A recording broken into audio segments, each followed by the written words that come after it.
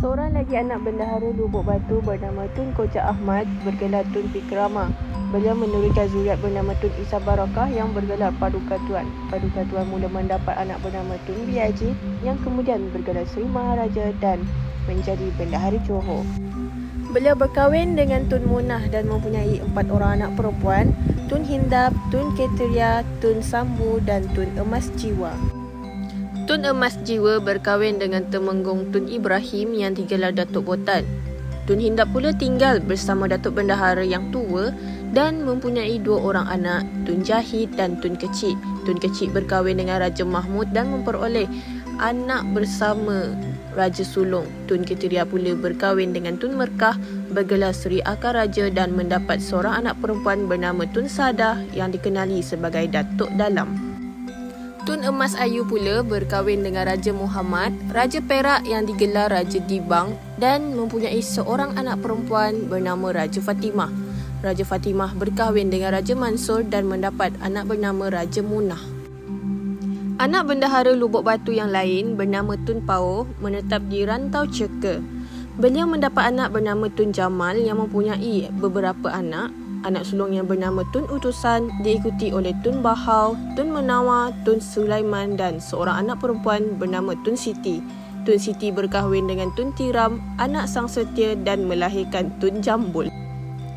Tun Jambul berkahwin dengan Maharaja Indra Aceh dan mendapat 3 orang anak, Maharaja Ananda Tun Laut, Paduka Sri Rama dan Megat Sri Rama. Seorang lagi anak perempuan Tun Jambul berkahwin dengan Tun Biajit Hitam dan mendapat seorang anak lelaki bernama Tun Mat Ali. Tun Bahau mempunyai 4 orang anak lelaki, Tun Biajit, Tun Ibrahim, Tun Bintan dan Tun Abu.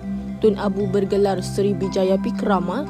Tun Menawar pula mendapat 4 orang anak, Tun Bunga, Tun Hussein yang digelar Paduka Seri Maharaja Muda, Tun Hasan dan seorang anak perempuan yang berkahwin dengan Tun Bintan. Mereka mendapat seorang anak lelaki bernama Tun Sulaiman yang bergelar Seri Akar Diraja. Tun Sulaiman juga mempunyai ramai anak, antaranya Tun Mat Ali yang bergelar Paduka Seri Indra, Tun Bah, Tun Anjang dan Tun Kuchang. Paduka Seri Indra Tun Mat mendapat anak perempuan bernama Tun Mariam yang berkahwin dengan Paduka Megat Tun Sulong dan mendapat 2 orang anak, Tun Jambul dan Tun Kecik. Tun Jambul berkahwin dengan Seri Semara Tun Hitam dan mendapat 2 orang anak iaitu Tun Jamal dan Tun Mahmud yang bergelar Paduka Seri Indra. Tun Kecik pula berkahwin dengan Tun Pelawah dan mendapat 3 orang anak, Tun Jemat, Tun Tipah dan Tun Abdul. Seorang lagi anak perempuan bendahara Lubuk Batu berkahwin dengan Tun Perpati Kasim dan mendapat anak perempuan bernama Tun Puteri. Tun Puteri berkahwin dengan Tun Imanuddin dan mempunyai seorang anak lelaki bernama Tun Tahir yang bergelar Seri Fikrama Raja. Tun Tahir mendapat anak bernama Tun Utusan yang bergelar Seri Akar Raja. Seri Akar Raja mendapat beberapa orang anak iaitu Paduka Megat Tun Sulung, Tun Munah dan Tun Kamisa.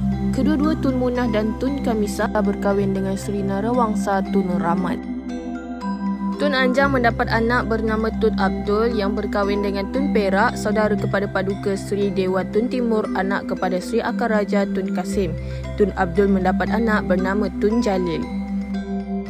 Masih ramai lagi anak-anak keturunan bendahara Lubuk Batu yang tidak disebutkan di sini. Hanya mereka yang mempunyai zuriat yang diketahui saja diceritakan dalam salasilah ini.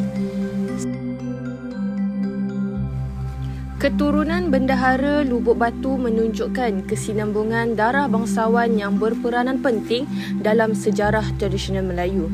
Bermula dengan perkahwinan anak perempuannya dengan Tun Perpati Kasim, susu galuk ini diteruskan melalui Tuan Puteri dan Tun Imanuddin, lalu melahirkan tokoh-tokoh utama seperti Tun Tahir, Seri Fikrama Raja dan Tun Utusan Seri Akar Raja.